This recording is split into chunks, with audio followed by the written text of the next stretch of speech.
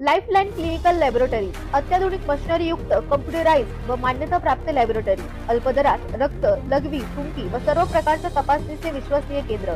आमचा पत्ता गोकुळ नगरी रोड, डॉक्टर जपे हॉस्पिटल शेजारी, तालुका कोपरगाव। संपर्क क्रमांक 80 07 80 76 58 व 82 75 38 86 48। मुख्यमंत्री माझी लाडकी बहीण योजनेच्या अटींमुळे विधवा आणि निराधार महिलांना लाभ मिळणार नसल्याने विधवा निराधार महिलांमध्ये नाराजी पसरली आहे। राज्य सरकारने मुख्यमंत्री माझी लाडकी बहीण योजना सुरू केली, मात्र सदर योजनेतून इतर योजनांचा लाभ घेणाऱ्या महिलांना वगळण्यात आले आहे। मुख्यमंत्री माझी लाडकी बहीण योजनेत विधवा व निराधार महिलांचा समावेश करावा किंवा सर्व निराधार पेन्शनची रक्कम 5000 रुपये करण्यात यावी, अशी मागणी कोपरगाव येथील सावित्रीबाई फुले ज्ञानदीप प्रतिष्ठानच्या वतीने एका निवेदनाद्वारे शासनाकडे करण्यात आले आहे। सदरचे निवेदन तहसीलदार संदीप कुमार भोसले यांना देण्यात आले आहे।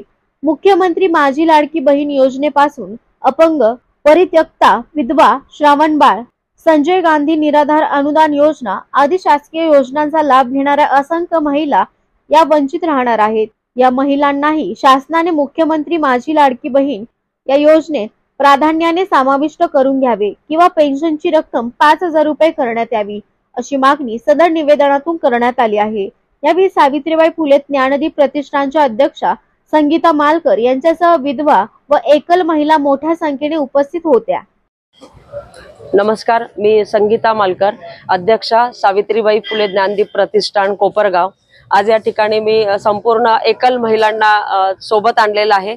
आम्हाला या ठिकाणी तहसीलदारांना निवेदन द्यायचं आहे की लाडकी बहीण योजनेमध्ये आमच्या ह्या सर्व एकल महिला म्हणजे ज्या विधवा आहे, परित्यक्ता आहे, त्यांना या ठिकाणी समाविष्ट करून घेतलेलं नाहीये। शासनाच्या संजय गांधी निराधार योजनेचा 1500 रुपयांचा लाभ ह्या महिलांना होतो, पण खऱ्या अर्थाने जर समाजात पाहिलं तर खऱ्या अर्थाने हा घटक खूप गरजू आहे, वंचित आहे। या 1500 रुपयामध्ये काहीच होत नाही। इतर महिलांप्रमाणे जर या महिलांना देखील लाडकी बहीण योजनेत जर समाविष्ट करून घेतलं तर निश्चितच त्यांच्या संसाराला या ठिकाणी हातभार लागणार आहेत।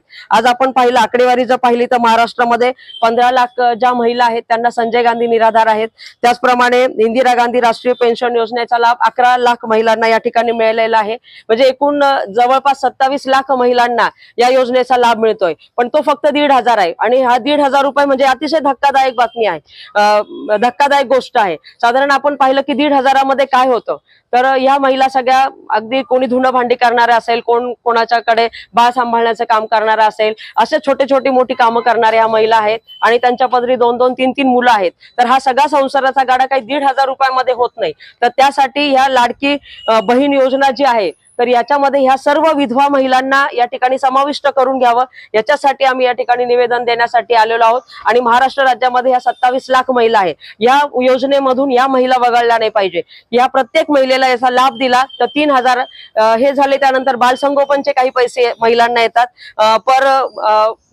पर मुलगा जो आहे तर पाल्याला त्या ठिकाणी 2500 रुपये येतात। असं करून निश्चितच 5-7 हजार रुपये जर महिन्याला या महिलेला मिळाले तर तिचे कुटुंबाची आर्थिक स्थिती आहे ती निश्चितच या ठिकाणी सुधारण्यासाठी मदत होईल। मी पुन्हा या ठिकाणी विनंती करते की आमच्या ह्या सर्व एकल महिलांना या ठिकाणी लाडकी बहीण योजनेमध्ये समाविष्ट करून घेण्यात यावं।